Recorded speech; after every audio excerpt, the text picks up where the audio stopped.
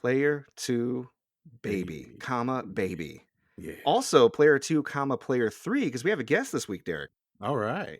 That's right, all the way from TikTok. And our first Canadian guest, might I add, we have the infamous, the affable, the wonderful, the mysterious Aythadis. Thank you. Kind of honored to be the first Canadian. Got to be someone's first Canadian, I guess. Yeah, you're our first Canadian. We've had guests. Where we have guests? Netherlands, England, Scotland, all over the U.S., and finally, Mhm. our first friend north of the border. How are things up there right now, considering it's wintertime? It's a mixture of everything, especially with last year. In 1 year alone, we were the hottest place in the world and the coldest place in the world in the exact same year. Wow. How about that kind of temperature whiplash We can experience like a 30-degree temperature difference in a single day. in a single day? Oh, yeah. I've seen it go from like -30, -35 to 0 in 24, 48 hours. The way the weather patterns have been going, I think it's going to happen more often. But what can we do? Yep. Fair enough. Fair enough. All right, let's get started and introducing you to our audience and getting to know the channel that is Aythadis on TikTok. So, how did you personally get started on TikTok? The girlfriend at the time, now fiance, she was a big fan of Vine and all that. She wanted the next Vine. And then when the rounds of Vine people have moved to TikTok or Vine was killed off, she went to that. She was always bugging me, get on it, get on. I'm like, well, I don't want to have TikTok on my phone. I don't need another thing. But I'm like, my old phone still works. So I just downloaded the app just because I was bored. And I just kind of make whatever I want on it and interacted, found some cool people to stitch and talk with about video games. And that's kind of what I've been doing. Yeah, it's interesting that you say that. That's kind of how we got started. My wife kept recommending that we do a TikTok for the podcast. And a lot of the people in our circle of friends on TikTok and the gaming community that we're all a part of, the ones that we've interviewed, more than one of them, I believe, I was bored. I just, I mean, some of it was pandemic related. Some of it was I literally got COVID. I was stuck in the house and then I started a TikTok. It started off as just a way to pass time, and then it became this community, this thing that just became a part of the daily. And it's really cool how it turned out like that. It sounds like it's followed a similar journey for you. I think that isn't that how a lot of things start, like a lot of podcasts or YouTube channels. It's like, I'm bored. I need to do something. Let's try this. And Yeah. whether it sticks or not, but that's Yeah. and like I said, that's kind of what I did. I'm like, you know what, just to curious sake, just to see if I could find some like retro gamers or gamers in general. And yeah, I managed to find a small group. Not really a big retro guy, but I mean, I still got retro games. I'm like anything video game. I'm up to talk about anything. It's a fun, great hobby to talk about. Well, speaking of talking about stuff on your channel and, being or maybe not being a big retro person, let's get the listeners familiar with what your channel is all about. Who is your channel for? What kinds of content do you like to create? Gonna sound really stupid, but my channel is actually just for me. I make basically whatever I just have the urge to make, or if I find something to stitch on to leave my 2 cents on is usually what I make. And otherwise, anything that I actually quote unquote make myself, like not going off of someone else, it's just like, oh, hey, this is a cool game that I played and I want to share it and think everyone else should check out. Or I buy a new game and it comes in the mail and be like, hey, look what I got in the mail. It's a limited print game. Or I Hmm. spent a lot of money on this I probably shouldn't have, but I did anyways. Yeah, no, I don't think that's as dumb as you might think it is initially, because honestly, I mean, and I've said this a few times on this show, the way I make this podcast is I'm making a show that I would want to listen to. So I kind of make it for me too. And I think some of the best creators out there, when they're doing stuff, they're doing something authentically. They're like, this is what I'm into. And then that community naturally builds around that because they find other like-minded individuals that are also into the same thing. I dig some of the rare stuff that you show on your channel, and it's cool that you share the unboxing of some of your special editions and your limited run games. What would be your favorite special edition or limited run game that you've bought. Pick a handful or a few special editions or limited runs that you think are neat that come to mind that you'd like to mention. I'll take that one step further. I'll do like per limited print company. When I think of like limited run for collector's editions, I always gravitate to the Accounting Plus collector's edition. Hmm. I have that game. I have to make a video of that someday. I've been meaning to, but it's just kind of perked up on the shelf in the back there because it was one of those editions. It's like this moment they announced and what was coming in it. I'm like, I'm buying this and I'm not going to regret it because I love the game so much. And I was just going to get the basic version, but what it came with was. Are you guys familiar with Accounting Plus? I have it, but of course I haven't put it in. It is a nonsensical VR game that is Rick and Morty. Who's the actual writers to Rick and Morty? Oh, Dan Harmon and Justin Roiland. Justin Roiland, yeah. They helped create this game. Oh, okay. Okay. Okay.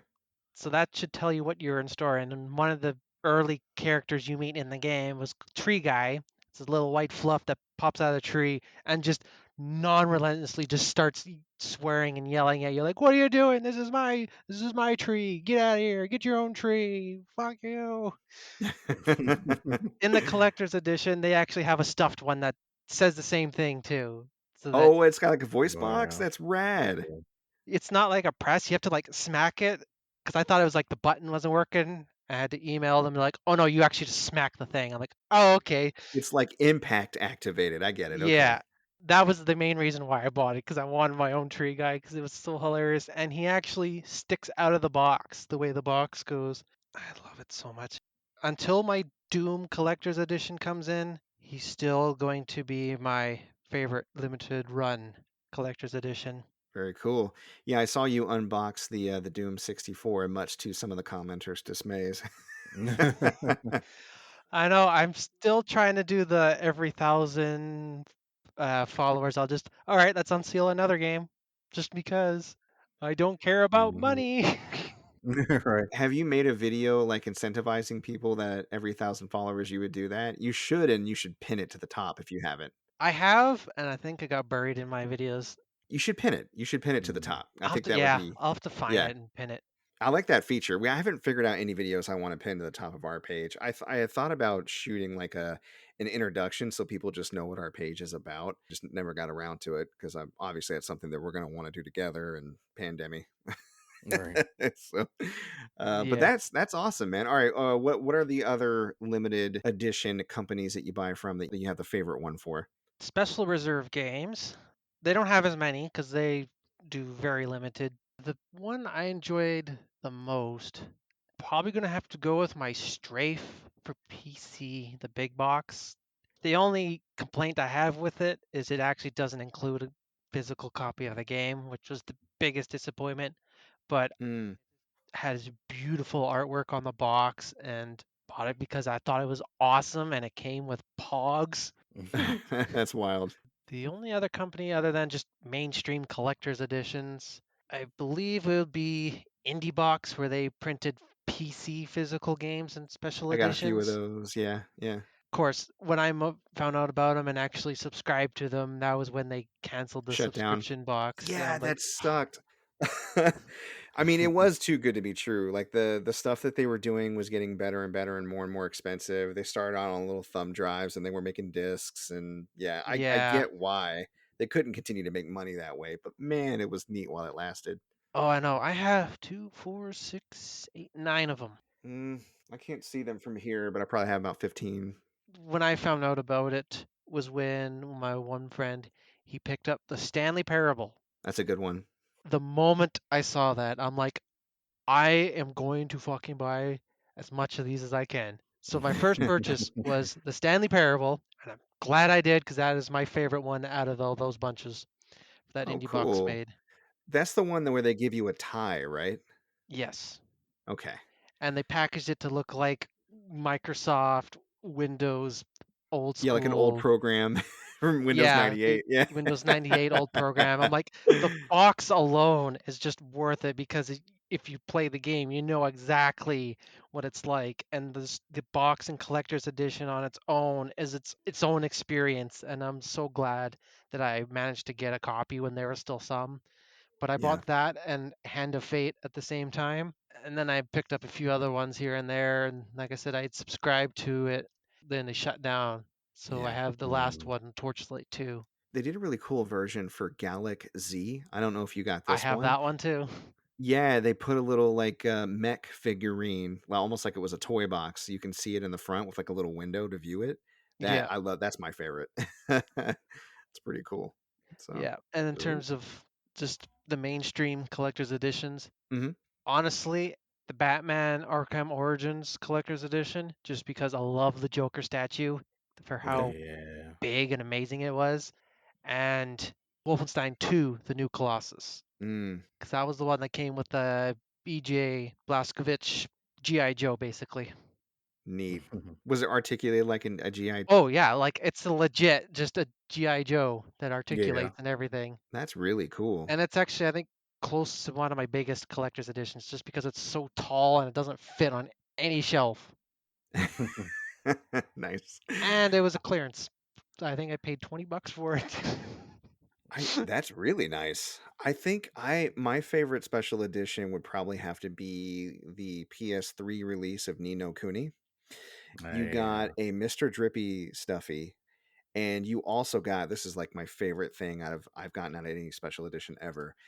You got a copy of the Wizard's Compendium, which in the game you got a copy of this book, and the pages would fill out as you progressed in the game, and it had all your spells, the alphabet of the ancient language, all your alchemy recipes, all the stories and tales that would help give you clues for solving side quests. And you had like a obviously like an in-game PDF version of this you could thumb through, but they gave you a physical copy of the book, and it was just so cool and tactile to like use the physical book while I was playing the game and then thumb through the book instead of having to like thumb through pages in the game. I can't even describe the feeling. I still have that book. I think I actually did a TikTok on it, but I wish that like there were more like physical artifacts from the games that actually helped you play the game. That is a really neat feature. Yeah. Hmm. For sure. I think Fallout 4 did something like that. If you got the Pip Boy, you could get a program on your smartphone that would basically act like your in-game menu or whatever, Mm-hmm. which is pretty rad. So, Derek, since we're talking special editions, you're a collector too. Yeah. Any special edition in your mind that stands out? I really love the Tekken 7 special edition. It comes with that dope ass statue of Kazuya doing a flying jump kick and Mm. Heihachi catching his foot. And I guess there's like a rod that goes through Heihachi's hand and through Kazuya's foot to keep Kazuya like elevated. Hmm. Because I just always thought that was just so fucking dope. It just looks so Oh cool. yeah, that does It's look on my pretty top cool. shelf. Yeah, you just looked at. Yeah. That's probably my favorite looking one. Secondly, would be the God of War on PS4. That's a nice That one. statue The is statue of Kratos really and Atreyu. nice. Yeah, Yeah. because I'm a statue guy. At the end of the day, like you can have like the little patches and the books and everything, but the statues are what do it for me. I used to try to do statues like that, but eventually I found the point. This stuff takes up a lot of space. It does, Yeah. and I have Yeah. sold off a bunch of mine because I was like, Yeah, oh man. I sold off Dead Island Riptide Collector's Edition. Wait, why did Mm. you even have that? That one's that one was weird. Ye- Isn't that the one with like basically the bust of a woman? And when I say the bust, I mean literally her The bust. book. That was for the first Dead Island game, and that was a UK exclusive. But Oh, okay. if I So could what have, was I this would one? have bought that just because it would have been Right. It's funny. so stupid. Well, so what's the one that you had? It was for the second game, Riptide, I think it was. Mhm. It was just a suitcase with a couple little novelties in it. I've seen the video of you showing that off. Yeah, that one actually looks really cool. Yeah. The suitcase part was cool, but I'm like, I don't really, I had like no attachment to it. It was Hmm. just one of those things I just bought because I wanted it. Sure.